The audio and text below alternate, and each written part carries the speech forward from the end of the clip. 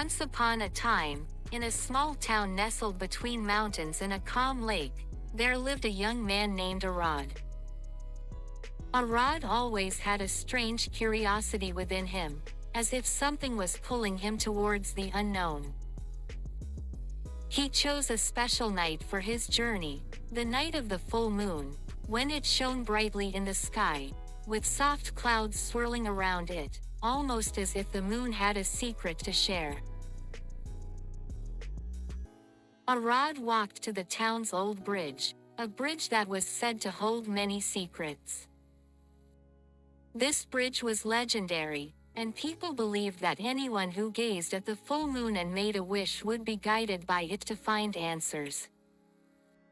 Arad had waited for this night for years, but his wish was different from others. He didn't want a simple wish. He wanted to know a truth that had haunted him since childhood, an image from a forgotten past that would appear in his dreams. Standing on the bridge, he took off his shoes and held them in his hand, feeling that he needed to leave all traces of his ordinary life behind. Maybe this way, the moon would take him to another world. He closed his eyes, took a deep breath, and whispered his wish.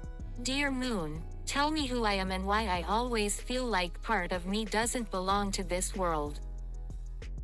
In that very moment, a breeze came from the lake, and a soft voice whispered in his ear. He opened his eyes and saw that the bridge and lake were engulfed in a thick mist. But something even stranger had happened. He was no longer alone. A shadow, resembling his own reflection, stood beside him, gazing at the same view. The shadow spoke gently, "You are part of two worlds, Arad. One part of you belongs here, and the other part belongs to our world." With his heart racing from fear and curiosity, Arad asked, "Your world? What must I do?" The shadow pointed to the moon and said, "If you wish to know the truth, you must journey across worlds.